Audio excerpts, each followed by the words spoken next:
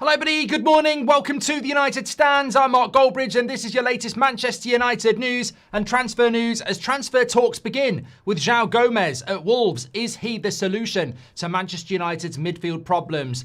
And it could be in January. We've also got an update on Cunha, Baleba. We'll also be talking about what's going on with Sancho and Adeyemi and the player that got away from Ineos. And if they'd got him, where would we be today? We'll talk about that if we have time towards the end of the show as well. But lots to get into this Sunday morning. Good to be live with you. Hope you're all doing well. I'm enjoying having the football back, you know. I know we're not playing till Monday night, but I really enjoyed Liverpool and Man City losing yesterday. North London derby today. And actually, I'm sort of over it now. Monday night football, Man United. We've got it all to ourselves. I'm looking forward to that. But look, let's get into the news. How are we all doing? We're going to start off. Well, let's start off with a positive first of all. We'll talk about Joao Gomes in momentarily. But in relation to Cunha and this injury, Ben Jacobs has put it out this morning that effectively this is a minor head injury and he's in the mix for the Everton game. It was enough to keep him at home from turning on the Christmas lights, but effectively it sounds like he's got a bit of a headache. And we've all had experience with that, haven't we? You know, not tonight, I've got a headache, which is literally what Cunha's done. But he does, instead of turning something else on, it's Christmas lights he doesn't want to switch on because he's got a headache. So, yeah, look, I think he's available for Everton. Look, unless there's some concussion protocol in place, in which case he won't be available until the Palace game. But we're not getting anything about that. So it looks like it's just a bit of a head injury, and therefore he should be available for Everton tomorrow. And more importantly, it's not like it's a knee injury or a calf or a hamstring or anything like that. So I think that's a real positive update, and we discussed it last night, what it could be for United if he was to miss a period of time. Maybe it's a warning, you know, we are quite thin on the ground with the injuries that we currently have in the attack. So, but good news around Cunha. He will be available for the game tomorrow by the sounds of it. Now, let's hit the headline. This came in just after I'd finished the show last night, to be honest. So it's coming in from @Trivella, which I believe is a Brazilian outlet. I have heard of them before. I don't really know about how reliable they are, but it says, conversations have taken place in recent days, which would make sense, to be honest. The international break, I know there's been a lot of discussions at Manchester United externally with agents, players, incoming, outgoing. The international break was a busy time for Manchester United, not only for the January transfer window, but also from preparations for the summer transfer window. So it says conversations have taken place in recent days between Manchester United and Wolves for the transfer of Joao Gomes. There is hope and expectation that the move will happen in the January transfer window. Now, Joao Gomes is obviously going to get relegated with Wolves by the looks of it, but he is a player that's come to the forefront in the last few weeks as a target for not only Manchester United, but for a few other teams as well. Now, I think some people are put off by this deal potentially because of the issue that we may have with regards to he plays for Wolves. It's not as glamorous as a Baleba or an Anderson, etc. But Roy Keane got relegated with Nottingham Forest. You can be a brilliant player in a crap side. And if United feel that Joao Gomes is that type of a player, then I don't really have a massive problem with it. He could well be another Cunha, who was in a Wolves side last year. He could well be another Mbeumo in an area of the pitch where we definitely need reinforcements at a reasonable price. Now, he's expected to go for about £40 million if and when Wolves get relegated. Manchester United could try and do something cheaper in January. They could, they really could, because that price could come down even further if they're relegated. I don't know what the relegation clause is with Joao Gomes, but most players have a relegation clause, and it tends not to be that high. Historically, if you are, let's say, for example, Joao Gomes at Wolves, and you get relegated, it wouldn't be unusual that the release clause is actually 30 million, because the last thing you want is going down to the Championship, teams look at you, but you're too expensive, because it's not actually that common for a relegated player to be going to Man City or Man United or Arsenal. It's more likely you're going to go to an Everton or a Crystal Palace, and they might not have £40 million. So the relegation clause tends to be quite cheap. So if his relegation clause is around £30 million, and remember, Wolves are looking for 40, they've lost 10 million there. So Man United might be able to go in January and say, here's 30 million plus add-ons, and we'll give it you now. And Wolves might take it, because it might be a situation where they go, we're definitely getting relegated, we get a little bit more money, we've got to start preparing for the Championship. And also they get the money in early, don't they? I've heard a load of people saying, why would Wolves let Joao Gomes go in January? Because if you look at the league table, they're basically relegated already. In another month's time, 10 games time, by the middle of January, there'll be 10 Premier League games gone. In 10 games time, Wolves could be 15 points adrift. They're gone.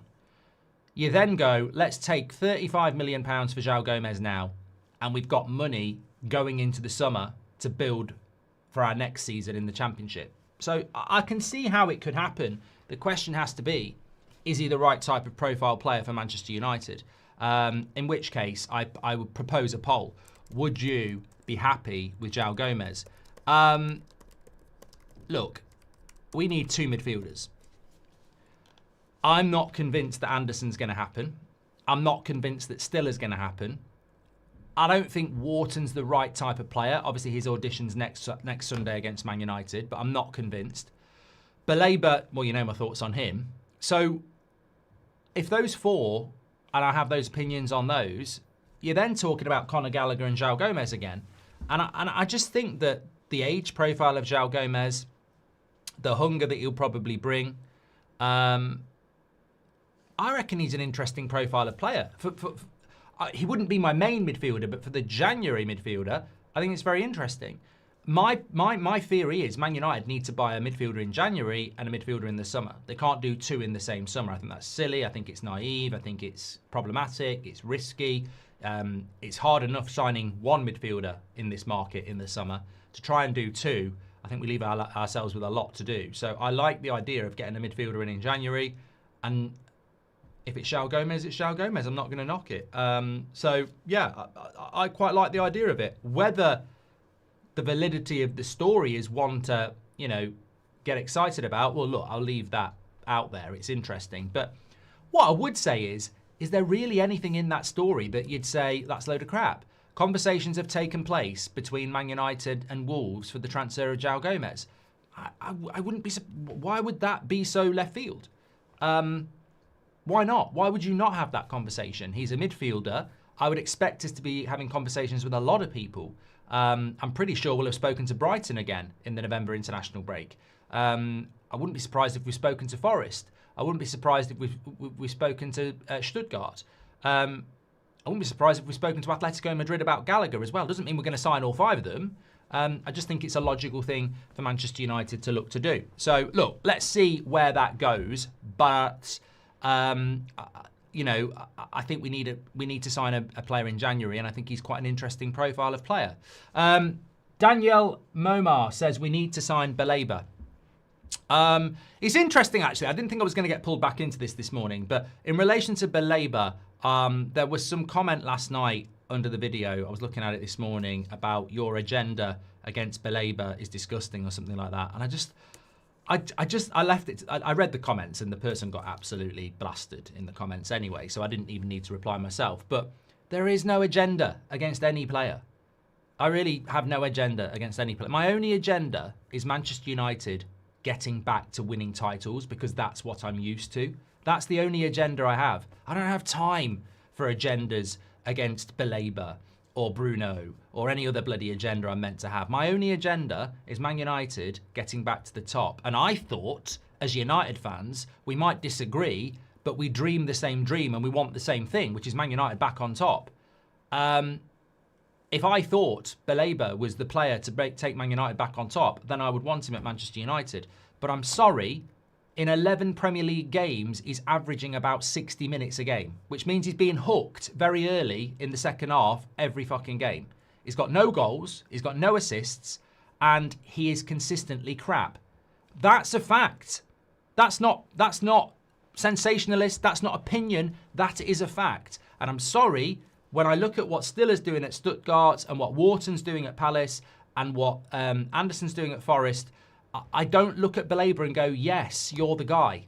I think last season you showed potential to be the guy. And let me be very clear about Baleba as well, because I had no concept that Man United were going to go for him at all. I watched him play for Brighton, and specifically the game last year against Man City. He didn't play the first half. He came on at half time and he changed the game.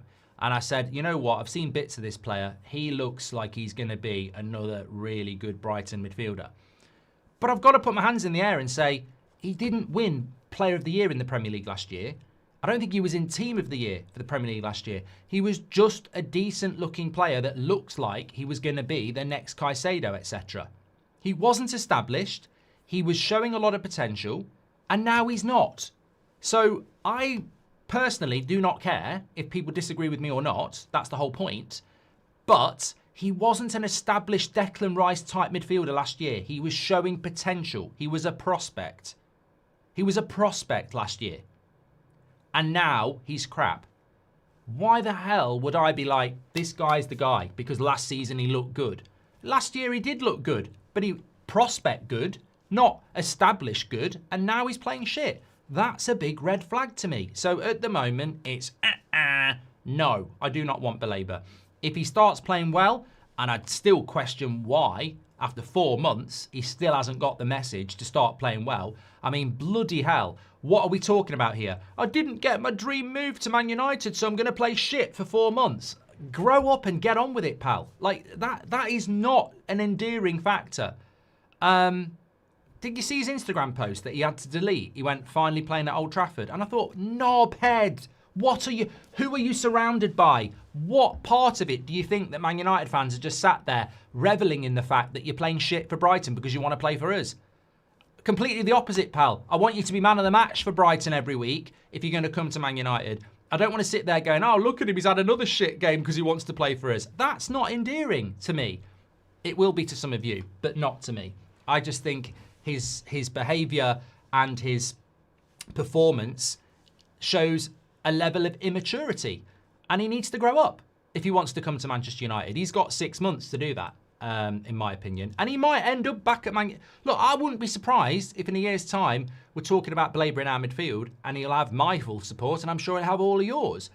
But he's got a lot to learn over the next 6 months if he's going to come to United. And at the moment, I'm not impressed with it at all. And at the moment, you could probably make a case for going for Joao Gomes over Baleba, full stop. Joao Gomes, in a relegation side, is showing better performances than Baleba in a team that's, just won again yesterday and is actually above us in the league. So, that's where we are at the moment. And if United aren't assessing midfielders like that, then we've got a big problem. We have to be dynamic. We have to appreciate that in football, things can change very quickly. A couple of months ago, Jamie Carragher is saying that Amrim's going to get sacked by Christmas. It now looks like it will be Slot. That's incredible. If you'd have said 2 months ago, Amrim will be safe and winning Manager of the Month awards and Slot will be sacked by Christmas, people would have thought you were ill. Now it's looking like it's a reality. So things can change very quickly.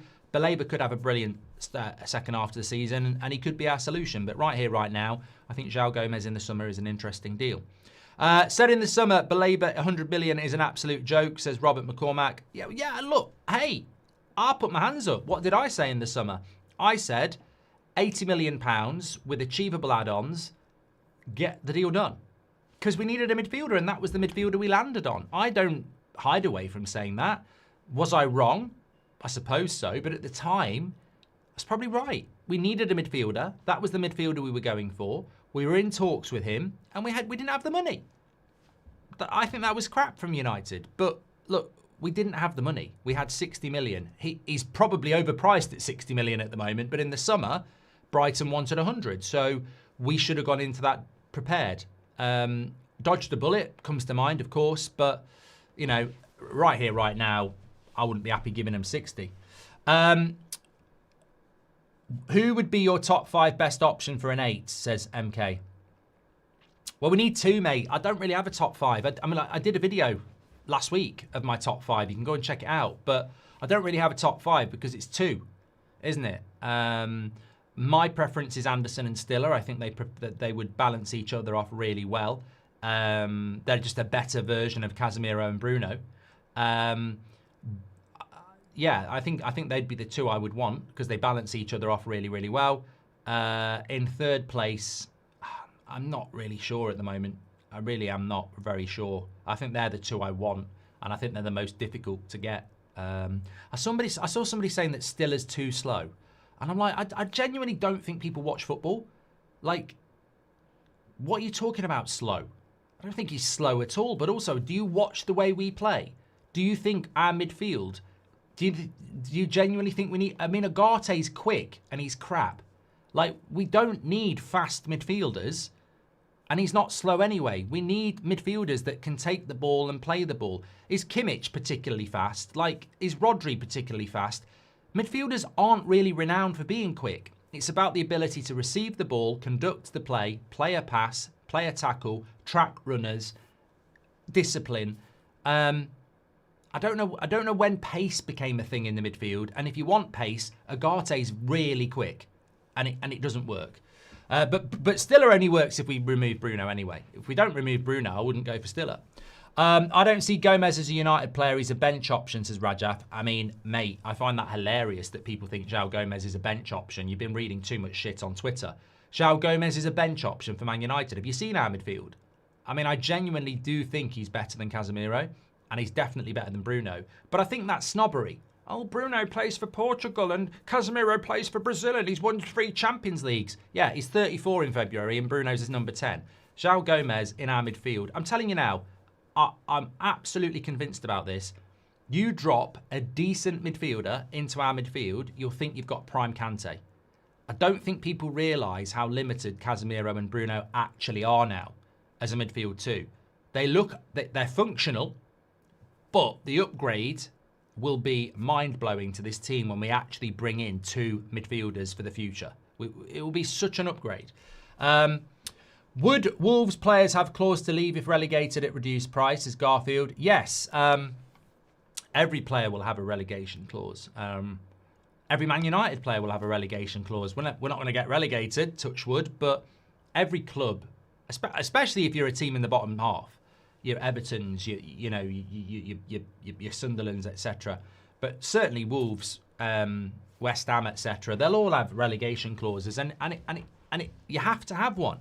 If I'm a player playing for West Ham, and I'm one of their better players, I can't just go, yeah, don't worry about a relegation clause, because I'll get trapped. Because if you get relegated, not every club wants their best players to go.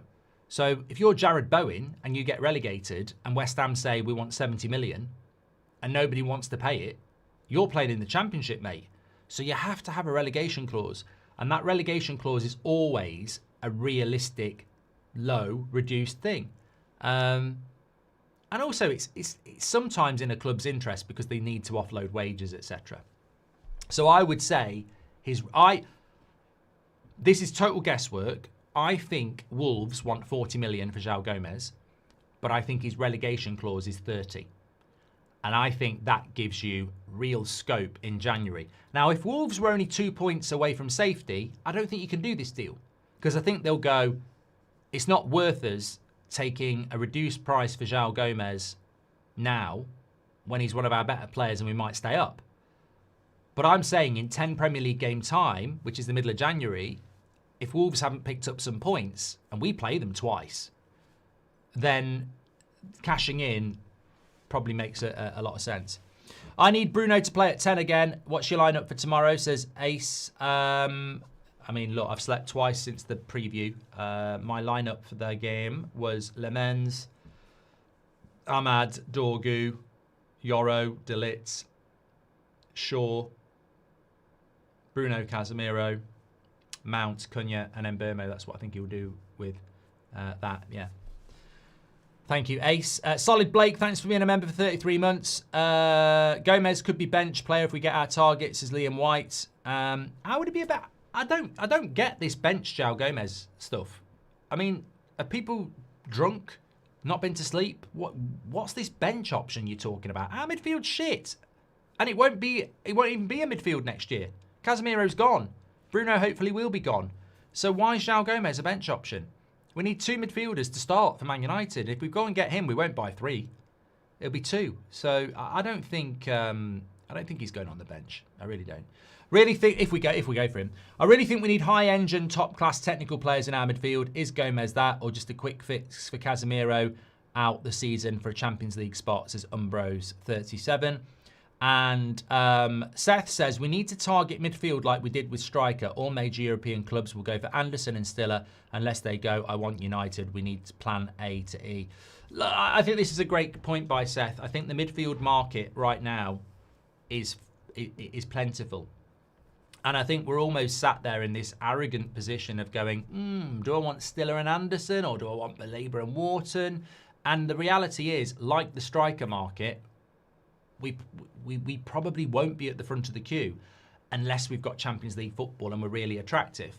There was a report this morning from Bild about Adeyemi, Bild, the German outlet, talking about Adeyemi leaving Dortmund, and Man United are interested, but he'd prefer a move to Arsenal.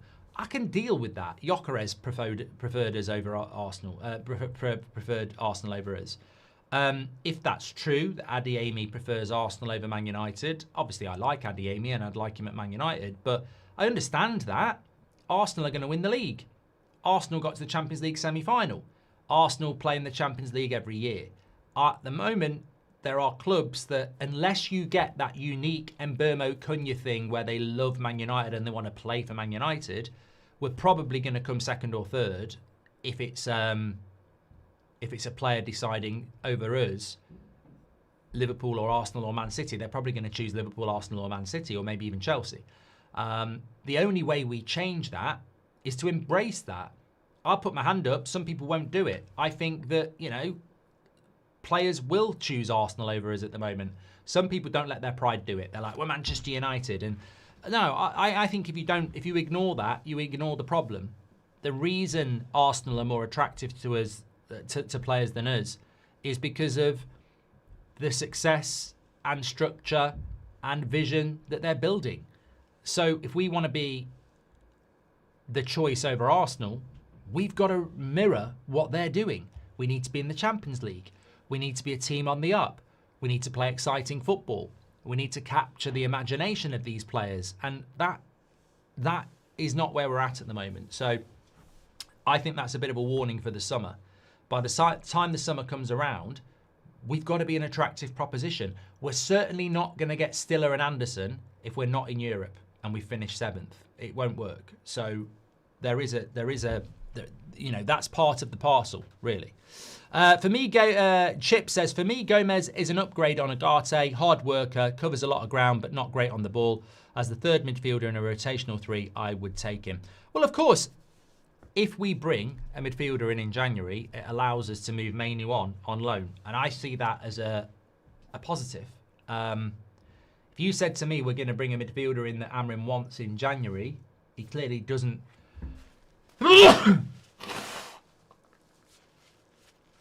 If somebody can solve why I start getting the sniffles and a sneeze in this room, please tell me. Because I've been to New York for a week, I've had no problems at all. I've been back here for 2 days and instantly it starts happening again. But look, if you said to me, we're going to get a midfielder in January that Amrin wants and Mainoo's going to go out on loan, that to me is infinitely better than Amrin doesn't get a midfielder he wants and continues not to pick Mainoo for the rest of the season. I need Mainoo playing minutes. And at Man United, he's not playing minutes. So he needs to go on loan. But for that to happen, we need to bring a midfielder in. If that's Joao Gomes or it's Conor Gallagher, I'm happy. As long as Amrim's happy, I'm happy. But we can't continue for the rest of the season with this scenario in the midfield. I like Agate, I like Mainoo, but Amrim doesn't trust them. So we need to do something. Joe has been a member for 7 months. Thank you very much to Joe. We improve so much if we have midfielders who can hold the ball and simply keep possession. Any basic midfielders would be a huge upgrade, says Arch. Thank you very much for that. Mark, I think people saying Gomes is a bench player don't understand our midfield is crap right now. Love the content, says Arshan. Thank you very much for that. Rajav says, I meant Gomes isn't going to be a Keane. He's a good midfielder, so that already makes him better than Bruno and Casemiro. But Anderson, Stiller are the priority. Yeah, but you know what? I think you've got to get real. And you're talking about the midfield two that I would go for. But I've got to be realistic and say that Man United probably already know they're not getting Anderson and Stiller. So even if you're only getting one of them, you need another one. What if they can't get either of them? Which is why I think this Baleba story keeps getting pushed out by Man United, that he's still the player that they want. They're not concerned about his poor performances. That's coming from the top. That's coming from the top out to journalists, that Man United still see Baleba as a priority and they're not worried about his bad performances. That's a warning that I don't think they can get Stiller or Anderson. I think they're going to... they're putting it out there that Baleba's still a great option, to put it in your heads that Baleba's still a great option, because I think they already know that that's probably where they're going to land, because they're not going to get Anderson or Stiller. In which case, this is why I think Joao Gomes becomes an option, Milton says, any update on Cunha? Literally had it at the start of the show. It's just a head injury, a minor head injury, a bit of a headache, so he should be okay for tomorrow. Thank you very much. I think if we can get a big personality striker like Zlatan, it will propel the team. I feel we're missing major personalities in the game right now, says Mr. Andrew. Can't see Amrin replacing Casemiro with someone who is 5'8", says Robert McCormack. I think the height thing is a fair point. I do. I think Casemiro is a little bit like McTominay, in the sense that McTominay got a lot of game time in our midfield because of his height. And people say, well, God, and I never liked that. But look at the game at the moment. Set piece FC, long throw-ins. It's never been more important to be good in the air. And I think you're right. I mean, is Joao Gomes really going to be a target if he's 5'8"? And I think that might be that might be a fair point. Might be a fair point. I think Anderson's the perfect one, but we're not going to be the only one that says that. Just a quick reminder, Christmas jumpers. Christmas is coming. The radio is playing Christmas songs, I've noticed. I've got to go in the attic today and start getting some stuff down for next week. Christmas jumpers, our best ever design in my own opinion. I'm pointing at it there. Knitted. Out for delivery now, worldwide. There aren't many left. There are no mediums left. We did another run of 100 mediums. They've all gone again. So if you want one, go get them. Literally get it ordered today, because they will be gone, I think, in the next couple of days. So Christmas jumpers, almost gone. Stuart says he's got his knitted, limited edition. Go get them. There was something else I wanted to say as well. I'll come back to that. Umbro says, Baleba was a dream signing for me when he came to Brighton. Now when it is realistic, I don't want him. Sad to see he probably don't have the mentality. Says, look, I think Baleba might be okay. I'm just saying right here, right now, I'd be massively concerned. Things change in football. You don't become a bad player overnight. But it's not really about talent. I don't think he's a shit player. I think he's playing shit. And I think that we've seen with Cunha and Mbeumo, if you compare Cunha and Mbeumo to Sancho and Mount, I think this is a brilliant point, actually. If you compare Cunha and Mbeumo to Sancho and Mount, on talent, I think at their best you could have arguments about who's the best. But Cunha and Mbeumo are streets ahead of Sancho and Mount when it comes to what we need at Man United. Mentality and consistency. You get that from Cunha and Mbeumo. You don't get that from Sancho and Mount. Sancho, we've seen over 3 years, Mr. Inconsistent, absolutely not the right type of player for Man United. And Mason Mount over 2 years, a different type of problem, injury prone, and we knew that before we bought him. So we made 2 mistakes there on personality and fitness. And on Mbeumo and Cunha so far, it looks like we've recruited intelligently based on mentality and consistency.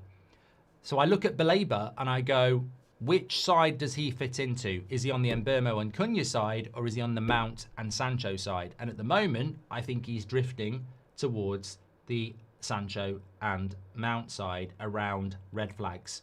Very, very talented, but we can't buy those types of players. We can't take those types of risks. Arsenal are miles ahead of us, and that's where we want to be. You don't catch teams like Arsenal by taking risks. There's plenty of players that are out there that aren't that big a risk, and that's what I'm saying. Do you have good ventilation in the room? Even the flies can't come in, says Joseph. Thank you very much. And if I was allowed to dream, Newcastle misses European football and we go sign Tonali. I love that player. Those are the types we need, says Chip. I think Tonali's a fantastic player. I think Bruno G's a fantastic player. I think if we can done that one as well on the personality. If we don't win against Everton, then we ain't getting Europe next season because we don't do business in January, says Danny Esther. I don't think we should even contemplate the Everton game, to be honest. Let's leave that till tomorrow. I don't think it's worth mentioning. Just on Jadon Sancho, by the way, another report coming in this morning, again, from Bild in Germany. Sancho is reportedly set to slash his wages by 50% in order to secure a permanent return to Dortmund in January. I don't know why that would be a permanent return when he can literally wait till the summer and go there for free. But look, the thing about Jadon Sancho is, as you know, every time I talk about Jadon Sancho, it makes me get angry. He's just an irritant. But we've only got to put up with it for about another 6 months, and then he's out of contract. So I don't see him as a Man United player anyway. He's at Villa at the moment, and I don't really care what he's doing. I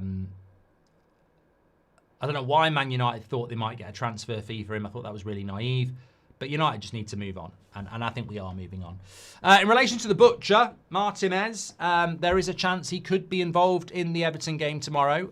We're hearing that he's very, very close, and it might be, I mean, he's not going to start, but it might be that Amrin puts him on the bench tomorrow, and if we are in that position where we're maybe 2-3-0 up, fingers crossed, he might get to come on for the last 10 minutes or so. So don't be surprised to see Martinez on the bench, because to be honest with you, if we wait until the Palace game, that's a very difficult game, isn't it? I think the Palace game, unless things go really, really well, that's a 90-minute game where it's going to be pretty intense. And I don't see Martinez getting 10 minutes in a game like that. So tomorrow might actually be perfect to give him a run out. So let's wait and see on that one. What else? We spoke about Mbeumo and the AFCON last night, so we don't need to talk about that. Oh, yes. I mean, I don't know. It's quite rare that we talk about stuff like this, but I don't know. I mean, obviously, we cover the Bundesliga, and that's football. And, you know, there's a lot of goals in there. But Bayern were losing 2-0 to Freiburg at home yesterday, and they won 6-2. I think Olise got 2 goals and 3 assists.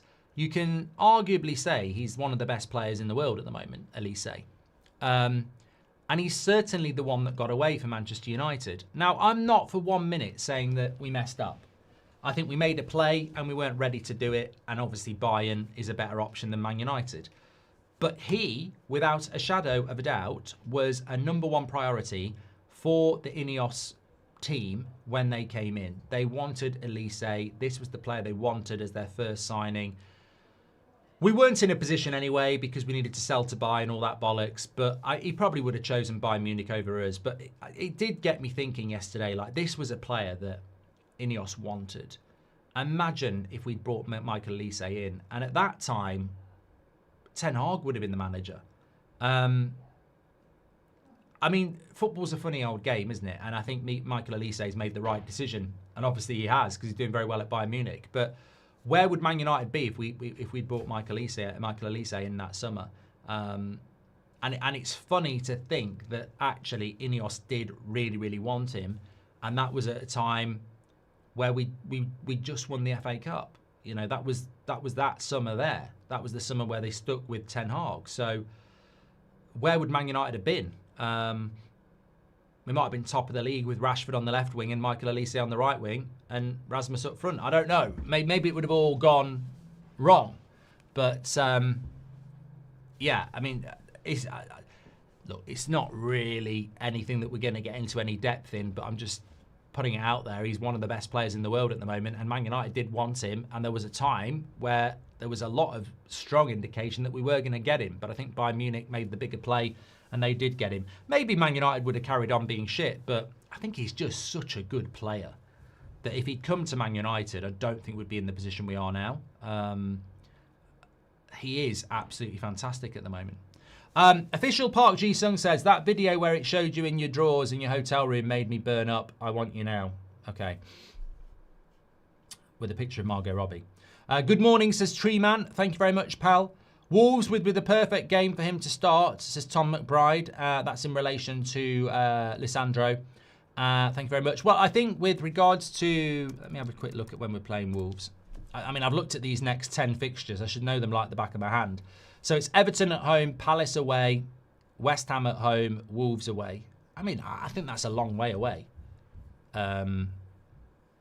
That's our 4th game. So I think Martinez on the bench tomorrow. Give him 10 minutes when we've won the game.